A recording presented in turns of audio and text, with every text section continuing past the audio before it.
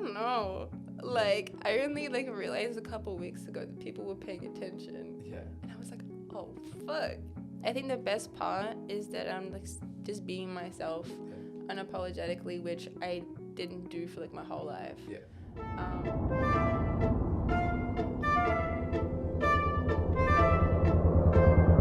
Rolling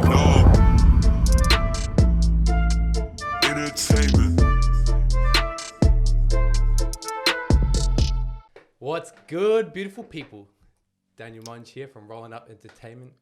Today we have yet another beautiful guest on the show, an individual that's been making some buzz over the last not even year in being professional music. And the Melbourne scene is buzzing with you. You're a singer, songwriter, rapper, and producer. And you've been making these crazy moves. It's my pleasure to welcome the beautiful and talented R.em.edy to the building. Oh, thank you. Thank you so much for having me. I'm really excited to have you on. We'll just, even offset, we're catching some vibes too. Drinking some tea. Drinking some tea, relaxing. Now, I understand you've been not even in the scene for a year. Like, how are you finding the whole, what's gone through you at the moment? I'm loving it, honestly. Honestly, a year ago, I didn't even know that the scene was like this. Like, there even was a hip hop scene. But yeah, I'm loving it. I'm overwhelmed, but Hey, I feel like the more people you kind of connect with and you go to more events and then you're like, oh damn, there's a whole community here of like singers and like producers and whatnot. But let's speak on your accent, because we're speaking on this offset. Because I know people will question this when they're listening. They'll be like, yo, where's she from? What's her real background? Now speak on your accent. Let's speak on it. okay. So I have lived in Melbourne my whole life. I was born and raised here. And like my background is Australian, but I watched a lot of Disney Channel growing up, like a lot of Hannah Montana, a lot of iCarly, all that shit. And it just developed. It just didn't go away. That's a whole lot of Disney to watch. Like, that's like all focus right on the TV. Yeah, like it was, if I wasn't singing, I was watching Disney Channel pretty much. That's awesome. Now, the name R.em.edy, now I understand you have a full stop after the, in between the letters. What does that mean? Is it an acronym for something? I guess. Well, one, that was the only way it was taken on Instagram. Oh, okay. But it actually, is because my name's M. So it singles out the M in remedy. Yeah. So it's kind of like I'm my own remedy. All Ooh, that. on all that that flow. shit. Yes, hell yeah, that's dope. But, yeah. So was that the first name that you came out with in coming into this? I guess. It wasn't even supposed to be my stage name. Yeah. It was just my Instagram name. Because, do you want to know the real story? Yes, of course. I want to know the long story. Of course. Okay, so when I was like 16, 17, I was dating this guy, and I was on the way home on the train from like his house, and we had a fight, and I was like, you know fucking what? I'm going to change my Instagram name to something passive aggressive to just like make it clear I'm pissed. So I was going to do like m.motional. But it was taken, and I reported the chick, and then like it still didn't get taken down. So I was like, well, what else has my name in it? And then I was like, oh, Remedy. Yeah. And I changed it to that, and then it was like that for like 2 years. And I was like, you know what? I'm gonna just make. I'm gonna make it stick, and why not? I mean, it's a pretty dope name. It's really honestly cool. It's a really cool name. Now I want to speak on your whole fashion sense, because you coming in here looking fresh, and every time I've seen you at an event, you got some crazy ass outfit on. How did you first get into fashion and modeling in general? Well, I don't know. Fashion's always been something I've loved. It just kind of came naturally. Yeah. I think it's a great way to express myself without having to say much. Yeah. And I guess like whenever I dress up, it triggers like a certain persona. Yes. Me? We were just speaking to Soju about that. Like, you can be that person in that outfit. Like, it's a really interesting way to feel, or like connect with in clothing. Like, you feel so much more confident. You feel a particular way just by wearing a certain item. Yeah, definitely.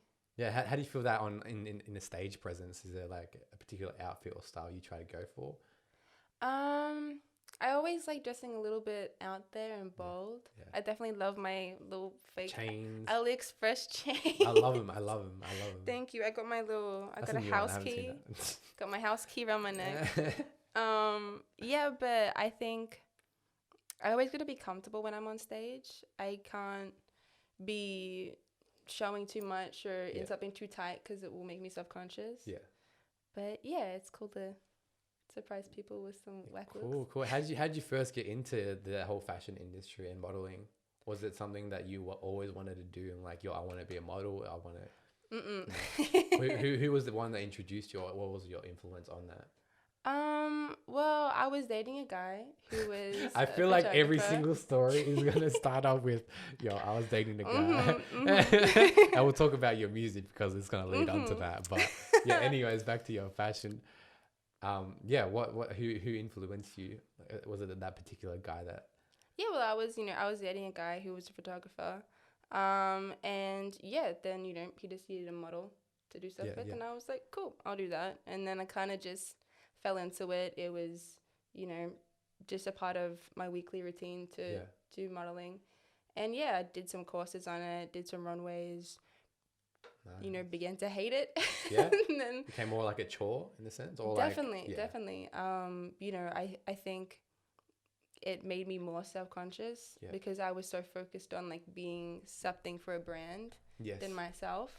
And that's what I love with music. I can be myself without having to be told what to do. Yeah, 100%. Oh, it's so funny how this relates so much to the last podcast because you were saying the same thing of just being yourself and how important that is.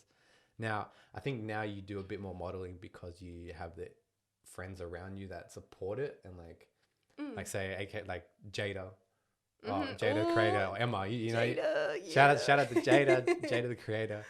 She's pulled out some crazy fits for you. Now I feel like now you have it's more or less of a chore. It's more of a greater experience with it. Speak on that friend group of fashion and now modeling that you're enjoying a bit more. Yeah, well, definitely, I feel more myself. I think when I was younger doing modeling, I was trying to be something that wasn't me. Yeah. Like I had, blonde hair. Yes, I did see that. Looked very different. And now I think I'm more accepting of who I am as well as everyone around me is more accepting. Yeah. And being a musician first, is so cool to play with in modeling than, being a certain look for a brand. Yeah, no, 100%. I agree. I think you feel comfortable. Like you said before, if you don't feel comfortable in wearing it and then like even shooting for it, then you're not going to want to portray that or keep doing it. Now I feel like you're dabbling in fashion, dabbling in singing, rapping, but also producing. And it's not very common that you hear many people are. I mean, I feel like it's very overlooked when someone's a rapper and singer and a producer on the side. And I didn't know you. I thought like, yo, who's making these beats? And you told me it was you, and I was like, oh, yo, this is crazy. So like, I love to champion people that also produce and do music because it's another hustle. It's another whole thing it's like a different world. I can't. When I see people producing, it's like. It's gibberish to me. It's like... It's still gibberish to me, honestly. Yeah. So what sparked your interest in producing? Well, I guess I've been writing for so long and I didn't really have money to spend $3,000 at a studio, do all that and that whole big process for just one song. Yeah. Because I write 3 songs a minimum a day. Oh, damn. It's just no way. I can't stop. I'm too emotional. Oh, yes. No, that's good. That is good. Yeah, so I kind of just, saved up for Ableton because I heard a lot of good things about it. And yeah, I kind of just, I downloaded Splice, which is like a sample website. Yeah. And just started fucking around. I still haven't watched a tutorial. I have way too bad ADHD to watch a tutorial. But yeah, just playing with it, experimenting, and then, yeah. That's wild. That's crazy. I mean, I love when people like to learn on their own, as much, even you like YouTube, YouTube's crazy good. You can learn anything off that. But yeah, speak more on producing and singing, songwriting. How does that whole process go? You said you just wrote 3 songs in a day. Yeah. That's not very common. Speak on that whole process of developing a song in both beat making and singing, songwriting, rapping? Like what does that whole balance look like? Yeah, well, it's always very different. Yeah. You know, it depends what inspires me first, like a sound, a hook, or a lyric or something like that. But you know, it just all happens at once, honestly. Do you start off with writing or beat making first, or how does that usually come about? It always changes. Yeah. Sometimes I just feel the need to be a producer first, and then I feel the need to be like a singer or a rapper first. Yeah. But yeah, like when I do it, I don't even know what to do. I just get like in a trance. Yeah, I feel like it's I'm a lost for very hours. common. It's a very common. It happens with almost every artist I speak with. They come into this like whole trance and like their world, and they're just ultimately present, and they don't even have to try. And it's a weird sense, like you don't even have to try; it just comes out.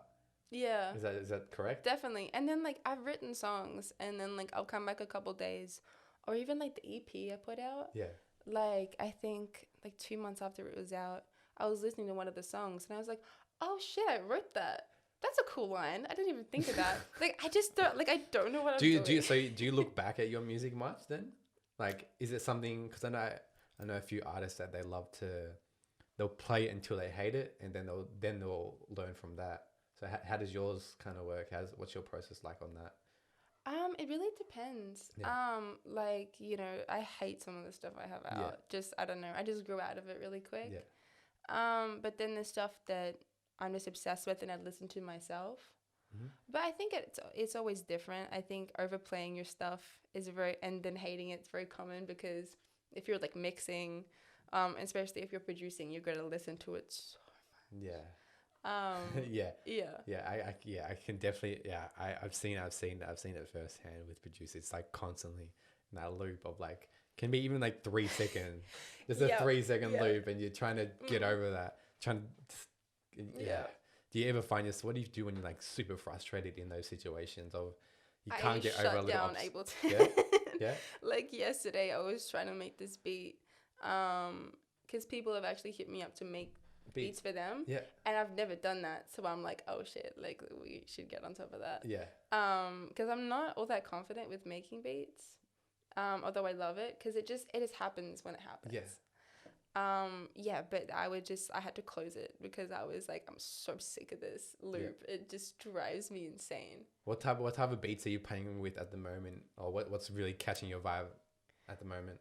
Definitely lo-fi. Lo-fi, yes. Lo-fi beats are my favorite. Ooh. I've been wanting to get a lot more into lo-fi, and a lot of my mates have been put it on towards me, and I've loved it. It's such a vibe, and I'm sure you say you're like very emotional, so everything just comes out. Everything comes out like that VR type of feel, and like and I think lo-fi is so cool because you can be really creative with it. Like I don't know if there's like a rule book on it, but I love, you know, putting little Foley sounds in, like getting household like sound effects. Cool. And just like a little alarm clocks or like doors shutting or anything like that. Did you use that for pick up the phone? There's a little now weird I'm just sounds thinking about there. it. I'm like, oh, yo, maybe she used. Maybe a little. Yeah. But with the stuff that I'm working on recently, there's a lot of weird sounds. Oh, I'm keen. Would be in your household. Oh, hell yes. Now, you being a female and obviously being in it for such a short amount of time, what is the biggest barrier you've seen so far coming along into this industry that's, as you said, so vast and like growing so quickly? With being a female. Yeah, being a female artist. I think like I've been pretty, you know, the industry with females can be pretty difficult and like shitty. Why do you say that? You know, like for example, like when people see that I'm a producer and like a female, it's such a surprise. Yes. They'd be like, well, who's producing for you? Yeah. But like they wouldn't always think that about like a guy. Yeah, that's true. Yeah, but I think like in Melbourne, everyone's so supportive and embracive, and I don't think I've dealt with a lot of like negative energy for me being a female and doing what I do yet. Yeah. I know it's out there and I'll come across it. I think, you know, like sex sells. And that's a lot of the time why like I'm in baggy clothes when I do gigs. Yeah, you're always looking fresh. I see you. But I think the industry has a long way to go. But as I said, like, I've been very fortunate with a supportive community in Melbourne. Yeah, and your so supportive friends as well. Speak on your friend Yeah. network. Speak on Oh my gosh, speak Jada. speak on some of your friends, because I think it's so important to be surrounded by positive, like-minded people that are obviously encouraging you to go down this path. And I definitely know firsthand that Emma is very supportive in your whole I love music her so career. much. So speak on the importance of, I guess, changing your friends groups, because I feel like you may have jumped into different networks, and that's probably a reason why you're growing to what you're doing over the last year, which is crazy. You're doing a bunch of events. It's wild. You're doing so many events for someone that's only not even been in for a year, and people I'm do lucky. that for like 5 years, and they still just struggle to get on shows. So something's going right with you. I don't know what I'm doing, but it's Yeah. going well. Yeah, but speak on your friend group and how that has influenced you to what you're doing right now. Well, Emma and I met maybe like a year and a half ago. Yeah. Doing modeling, and because we both did that like firsthand a while back, and then like as soon as we met, it was just like we were just inseparable pretty much, because we hadn't met someone with the same creative flow. Yeah. And yeah, we just inspire each other so much. She does, videography. She does photography. She does fashion. She does modeling. She does music. Like, oh my god. But I think like being surrounded by creative people, that are supportive, really inspires me more. And I'm very fortunate to have an incredible friendship group, around me that. It's building you up and not carrying you along, but building you up. I mean, being surrounded by creative as a creative is kind of the only way to level up. I mean, if you're surrounded, say, like by tradies every day, then you're gonna kind of fit into that environment. I'm gonna get fit then. Yeah, you know what I mean. But like, obviously, if you're around more creatives, it's just you're gonna level up in that field, and you get inspired. That's what I love about this whole creative field, is that when you're around others that are doing similar things, you pick up so many things, like the way they communicate, the way they dress. Like, fashion's a big thing for me that I'm like, oh damn, like it's very inspiring for me. Like, you rocking those chains, I'm like, yo, I've never thought about rocking a lock on a chain. I've never thought about that. Go on AliExpress, it's like $10. Yeah. Now I want to get into your music, some of your music that you've released. Congratulations. Now, amazing song. Thank you. How did that song come about? If you listen to it, it's very emotional, and it's very emotional. Speak on how that song came about. Well, I mean, it was one of the first songs I produced. Yeah. It literally was like piano and then drums, like nothing else. Like, I really should have like put some more effort into Basic. it. And hey, it's doing well. Yeah, but I mean, I was just mad in the moment. Yeah. And I'm writing every day, so Yeah. I was like, I'm gonna write a song. Yeah. And I think it was just about someone not believing in you as much as you believe in them. Yeah. And it kind of like pissing you off. Yeah. But Yeah, no, that's very like, someone not believing you as much as you believe in them. What do you do in that situation that you kind of learn from it? When definitely not to give my all to every single person. Yeah. I think that's a big reason why I have so many sad songs. But I think even with writing, like each time I write a song, I get more of an understanding of like the situation. Yeah, that's very interesting. Hey, it's like a pretty much your music is like for you. I see it as a journal where you journal stuff out, and then now you listen to it. You're like, oh, I've learned from that. Now I ain't gonna do that same mistake again.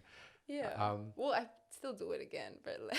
hey, you write another song but at least about I can it. listen to the song when it happens again. Yeah. Hey, write another song about it and find out where you failed. Why not? Congratulations on your latest release, Attitude Up. As of yesterday, it was played on Triple J Unearthed. I know. How you feeling? Ooh, How you I'm feeling? good. Yeah. I was like, I applied it like a couple days ago. Yeah. Sorry, this chair is squeaking so No, much. you're fine. You're fine. I applied it to Unearthed a couple days ago, and usually it takes a few days to come through. Yeah. So I was just seeing if it got uploaded. Yeah. And then it was like being played on Unearthed, and I was just like, Yes. It's cool. Big W. Big Yeah. W for you. But thank you, Triple J and Earth. Yeah, I remember when Congratulations got played on Triple J, yeah. I was in the ER when it happened. Like for yourself? Yeah. Like, something happened. My body Yeah, just yeah. decided to give up. But I was like literally in the ER when it happened. And I came home from the hospital the next day. And I was like, oh, I just want a Triple I J. should go to hospital again. Yeah. Hey, you never know. You never know. Your next one's gonna get like 1 million plays on Triple J. Now speaking on your influences, we have J. Cole right behind J. Cole up here. I know he's a big influence in your life. Speak on how his music has influenced yourself. Yeah, well, I mean, J. Cole is such a big inspiration for me. He was probably the first rapper I really connected with. Yeah, remember like when I was 15 or 16, just listening and discovering him and listening to everything. Yeah. And this is me. This is just me. This is me. Yeah. But yeah, like lyrically, I think the truth that he talks about and how he words things was so refreshing to me. Yeah. Because usually things are so sugar coated. Yeah. Yes. Yeah, so I definitely learned a lot from him, and he probably inspired the hip hop in my music. Inspired you, yeah. Yeah. Was there any songs or particular albums that you really connected to? Oh, Where we got Born Sinner, Cold World. oh, they're all Come so Up, good. Forest Hills Drive. Like, were there any like particular songs that you really kind of shot you off, and you're like, oh wow, I need to start making music now, or Well, I need to start making this type of beat, or Yeah. Was there any connection to a particular song or album? Honestly, everything. Yeah. Like, I remember hearing Power Trip for the first time Oh. and being like, who is this? Yeah, and just like from then I was just hooked. And just everything. I mean, For Your Eyes Only, it will probably be one of the best albums of all time for me.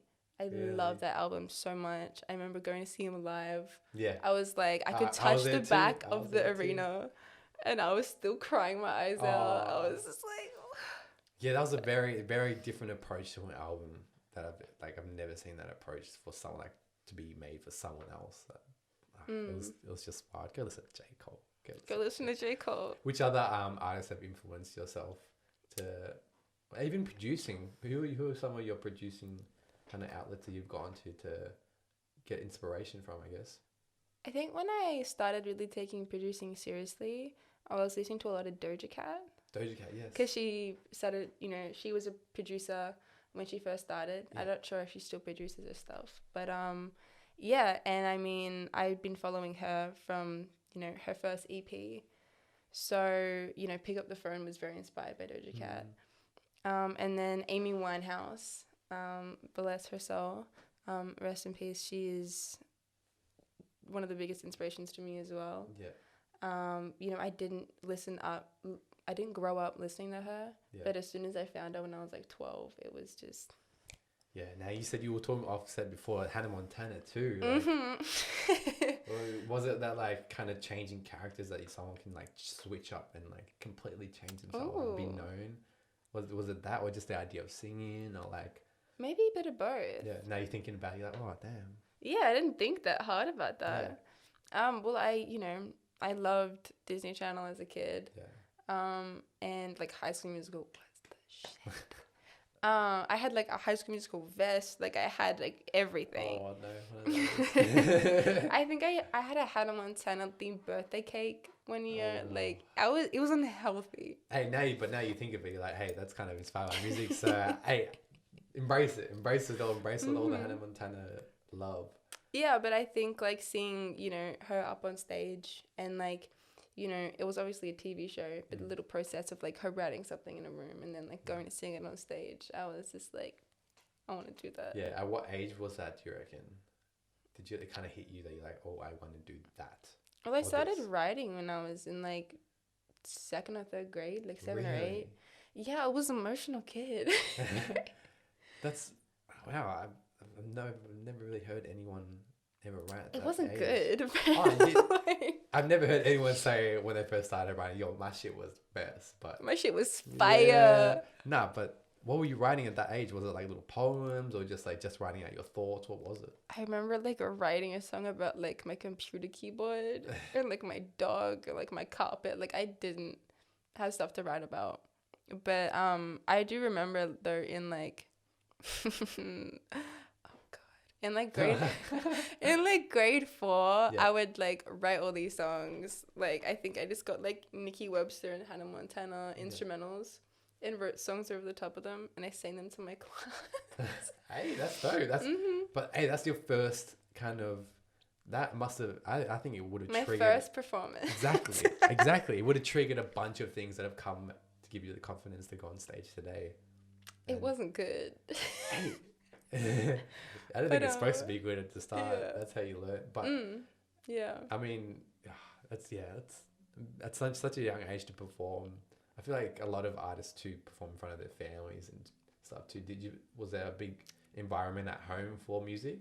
Well, no one in my family is a musician. Yeah. Like it wasn't really something I grew up with. Yeah. My dad made us little mixtapes growing up. But apart from that, you know, there was nothing really there. I think it was honestly just like the school I went to had quite a lot of music and Hannah Montana. But I remember like grade 5 was the first time I like wrote about a boy for real. And I sang it to him. Oh no. At lunchtime. Oh no, how did that go down? I think he still is like worried about my mental health. Like he did not vibe with it. I remember like showing my mom and being like, "Do you think it's okay? Do you think I'll like it?" And my mom was just like, "Please don't do it. Don't do this to yourself." But yeah, and then I continued to do it the next year to another guy. And it didn't work. So a lot of heartbreaks. Yeah, a lot of trial and error. Yeah, hey, that's the only way you're gonna find out what you like. Am I right? Yeah. All right. Yeah. Now, are there any collabs on the way for yourself? Ooh. We got a lot of collabs on the way. Yeah. Yeah, I don't want to spoil it. Of course not. We're gonna leave the sauce for when it comes. That's when it really hits. That's when it really hits. But yeah, I got a lot of collabs coming up soon with a lot of different Melbourne artists, like different styles. Yeah. So that should be really cool. Yeah. So what's your aim at the moment? Are you just test because you're still very, very early into this. We're not even talking a year. What are you trying out at the moment? What type of genres are you kind of dipping your feet into? Definitely still primarily hip hop. Yeah. Probably a bit more R&B. Yeah. And mixing it with some lo-fi and like jazz in my voice. Yeah. So, you know, I've got some slow stuff, you know, the typical sad R.em.edy stuff. Yeah. But I do have some new tracks I've been writing in the past couple of weeks that are a lot more like hyped. And some dark trap stuff. So okay. So we got lots coming. I know. Yeah.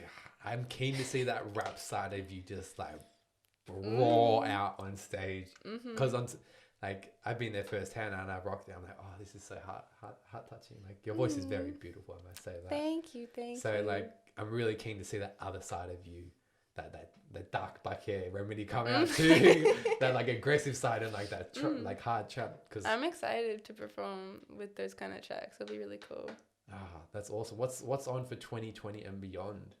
Where do you see yourself going? Well, I hope somewhere. Yeah, only rolling up, eh? Well, I definitely want to tour the country. Like, I really want to perform interstate in the next year or so. That'd be a big dream. And, you know, do some festivals. Fingers crossed. Make it happen. Yeah, I mean, like, I have pretty wild and big dreams for my music. Where do you see like the ultimate R.em.edy? Where are you sitting? Where are you in front of 1,000 million people? Are you getting 1 million plays? Where do you see yourself in the peak of like R.em.edy? I want to sell out an arena one day. Yeah. That'd be cool. Hey, That'd be cool. It's a goal that can happen. Yeah, like I don't know, like I just love performing. Yeah. I love music, and like to have someone like sing my song like with me at a concert, like I can't wait. Do you find performing on stage is a similar trance to making the music? Definitely. Like, I've, like, blacked out for a performance because I'm so into it. Like on stage, like Yeah. passed out? No. Oh, I like- mean, like, mentally, just, like, I'm gone because, like, I'm so into the music Yeah. that, like, I just forget that the world exists. Yeah. That's cool. That is, yeah. I love that. It's a very intuitive feeling to go on and to like pursue even more because it's really interesting. I really love hearing people's ambitions because it kind of inspires me more. Like, damn, she's trying to sell out an arena. What am I trying to do? And people listening would feel the same. Like, she's trying to do festivals and she's only been in this for a year. What am I doing?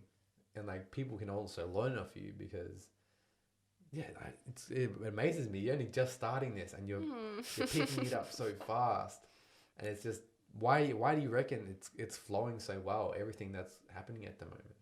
I don't know. Like, I only, like, realized a couple weeks ago that people were paying attention. Yeah. And I was like, oh, fuck. But, like, I don't know. Like, I think the best part is that I'm, like, just being myself unapologetically, which I didn't do for, like, my whole life. Yeah. And just singing my emotions, even though it'll probably get me in trouble. Yeah. And, yeah, people are liking it, which is really a blessing. Yeah, why did you feel the need to not be yourself at that certain time in life? Because I was listening too much to other people. Yes, I love that. And loving the wrong boys. I love that. I love that answer. Listening to other people and not listening to your intuitive self. And the power that has to like go down a complete whole path of what you're doing right now.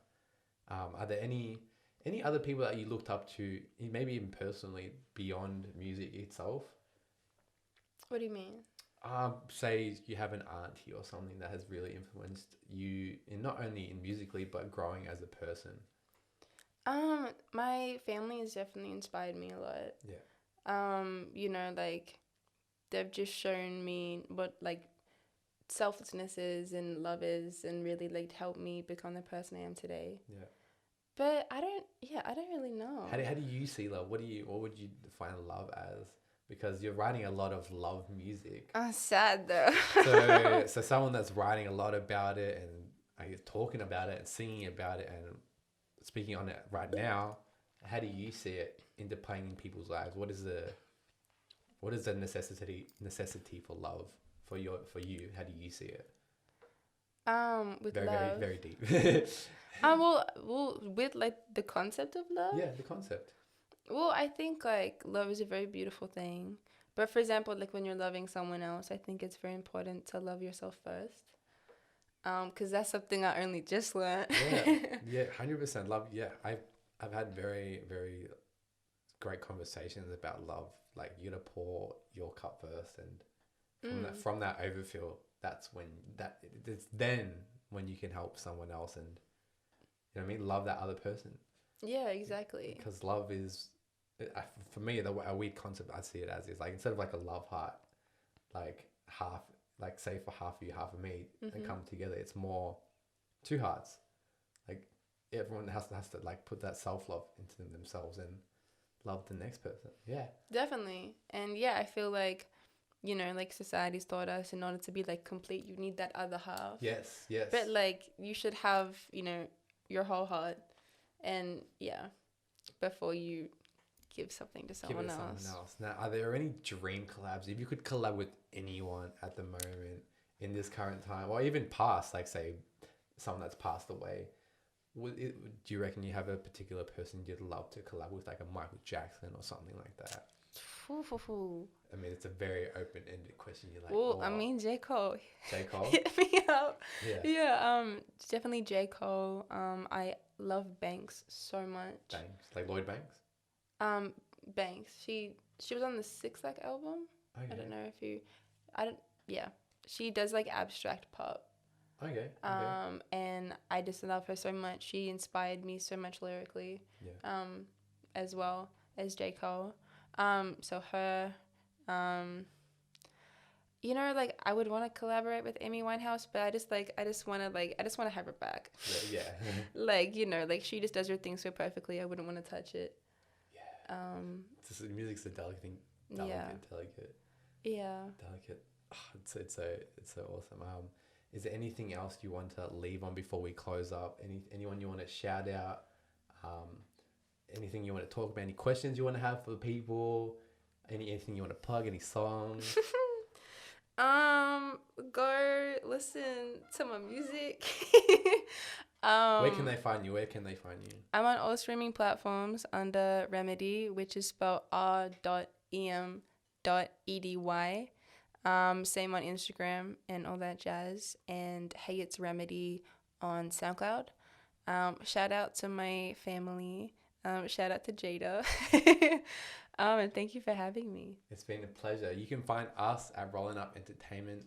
Peace and love. Let's roll up.